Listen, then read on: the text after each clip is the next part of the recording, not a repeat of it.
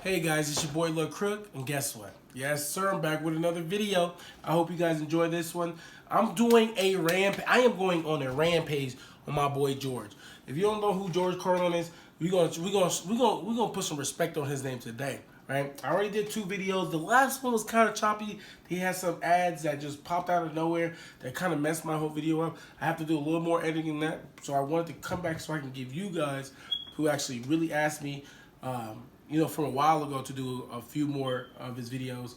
I'm gonna do it, man. So today we got Dumb Americans by him.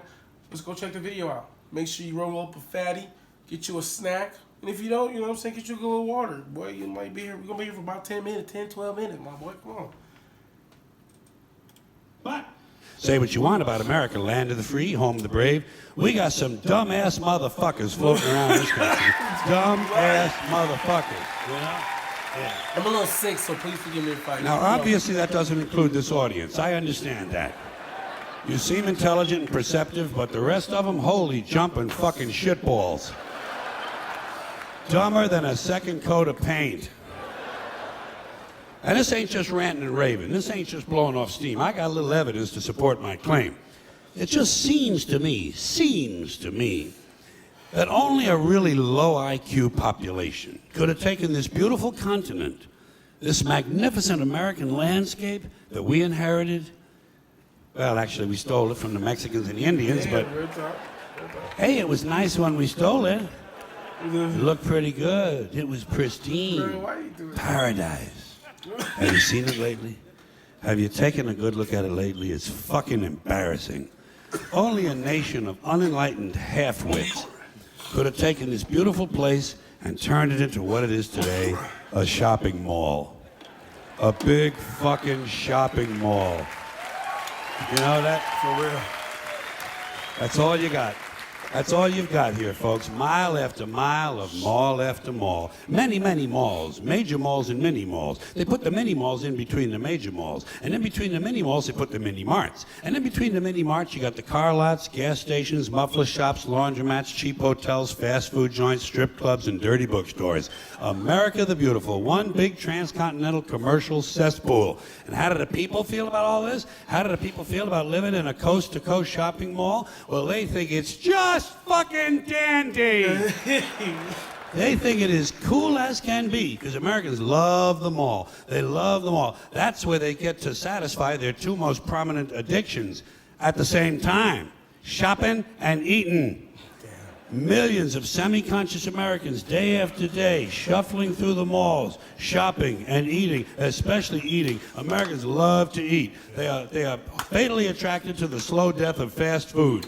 Hot dogs, corn dogs, triple bacon cheeseburgers, deep fried butter dipped in pork fat and cheese whiz, mayonnaise soaked barbecued mozzarella patty melts. Americans will eat anything, anything, anything. If you were selling sauteed raccoons' assholes on a stick, don't disrespect. Don't do it like that. Americans would buy them and eat them, especially if you dipped them in butter and put a little salsa on them.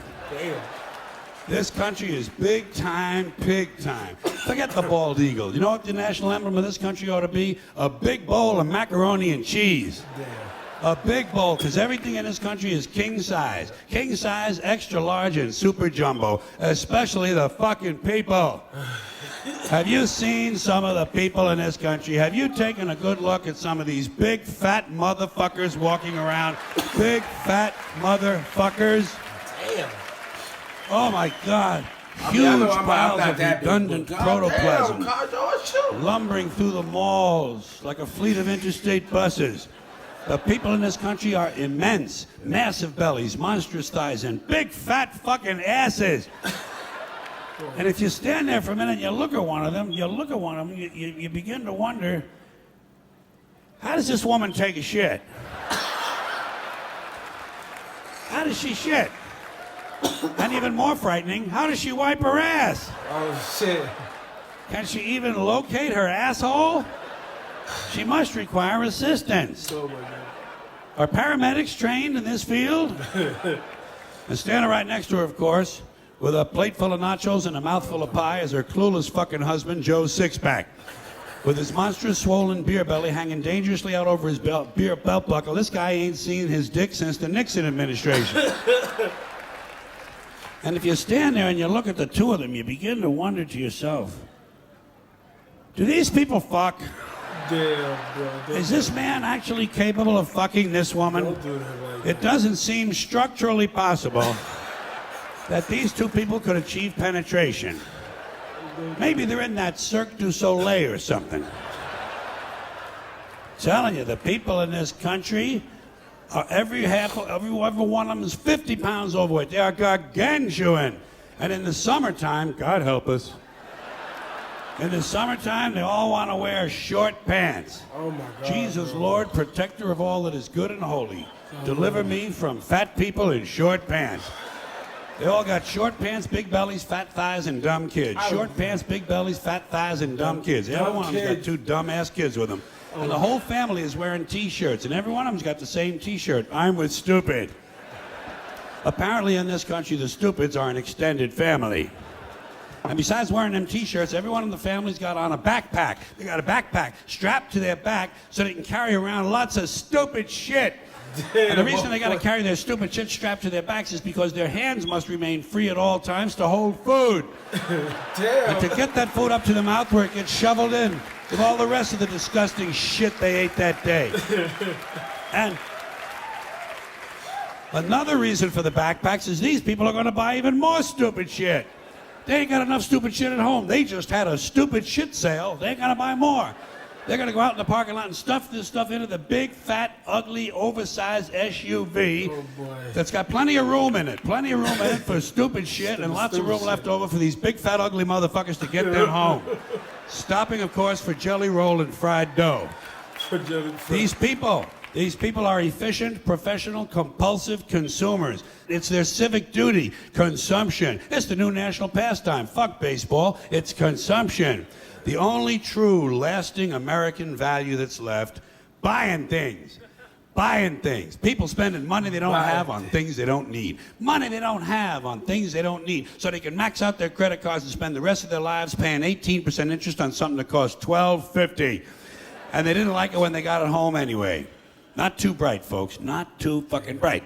But if you talk to one of them about this, if you isolate one of them, you sit them down rationally, you talk to them about the low IQs and the dumb behavior and the bad decisions, right away they start talking about education. That's the big answer to everything. Education. They say we need more money for education. We need more books, more teachers, more classrooms, more schools. We need more testing for the kids. You say to them, well, you know, we've tried all of that, and the kids still can't pass the test. They say, oh, don't you worry about that. We're going to lower the passing grades. And that's what they do in a lot of these schools now. They lower the passing grades so more kids can pass. More kids pass, the school looks good, everybody's happy, the IQ of the country slips another 2 or 3 points, and pretty soon all you'll need to get into college is a fucking pencil. Got a pencil? Get the fuck in there, it's physics. It's physics, good. Then everyone wonders why 17 other countries graduate more scientists than we do. Education. Politicians know that word. They use it on you. Politicians have traditionally hidden behind 3 things: the flag, the Bible, and children. No child left behind. No child left behind. Oh, really? Well, it wasn't long ago you were talking about giving kids a head start. Head start, left behind. Someone's losing fucking ground here. But there's a reason. There's a reason. There's a reason for this. There's a reason education sucks, and it's the same reason that it will never, ever, ever be fixed. It's never going to get any better. Don't look for it. Be happy with what you got. Yeah. Because the owners of this country don't want that. I'm talking about the real owners now. The real owners, the big wealthy business interests that control things and make all the important decisions. Forget the politicians. The politicians are put there to give you the idea that you have freedom of choice. You don't. You have no choice. You have owners. They own you. They own everything. They own all the important land. They own and control the corporations. They've long since bought and paid for the Senate, the Congress, the state houses, the city halls. They got the judges in their back pockets. And they own all the big media companies, so they control just about all of the news and information you get to hear. They got you by the balls.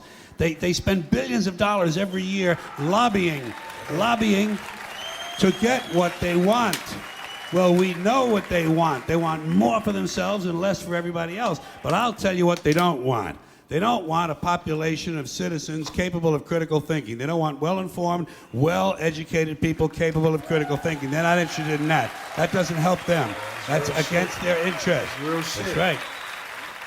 They don't want people who are smart enough to sit around the kitchen table and figure out how badly they're getting fucked by a system that threw them overboard 30 fucking years ago. They don't want that. You know what they want? They want obedient workers. Obedient workers. People who are just smart enough to run the machines and do the paperwork and just dumb enough to passively accept all these increasingly shittier jobs with the lower pay, the longer hours, the reduced benefits, the end of overtime, and the vanishing pension that disappears the minute you go to collect it. And now they're coming for your Social Security money. They want your fucking retirement money. They want it back, so they can give it to their criminal friends on Wall Street. And you know something? They'll get it. They'll get it all from you sooner or later, because they own this fucking place. It's a big club, and you ain't in it.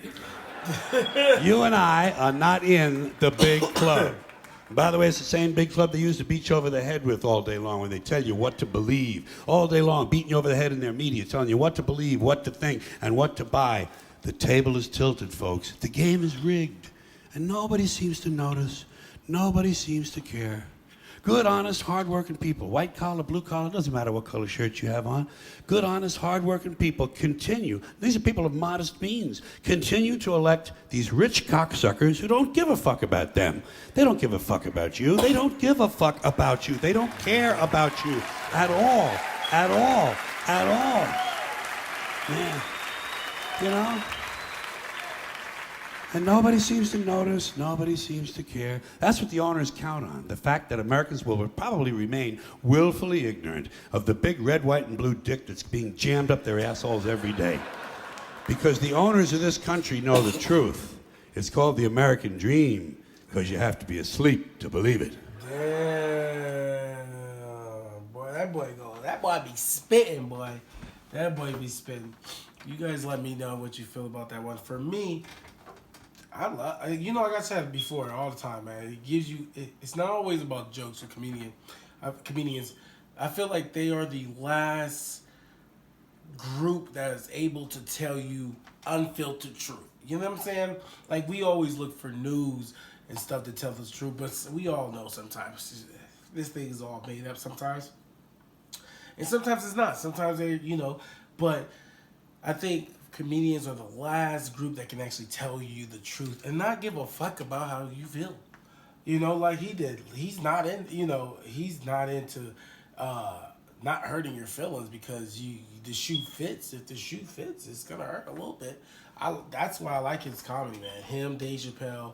I know I'm missing a few. Richard Pryor. Even Eddie Murphy back in the day was fucking hilarious, man. But he had a lot of real lifetime. That's why I might do a little Eddie Murphy. What about little Eddie? What y'all feel about that? Y'all tell me what y'all feel about that in the comments. There's a couple updates that we're gonna be having for the channel. I am gonna start making other lists that with video games, anime, things that I enjoy. I'm a nerd. I'm a total nerd. So it's my time to kind of flourish, right?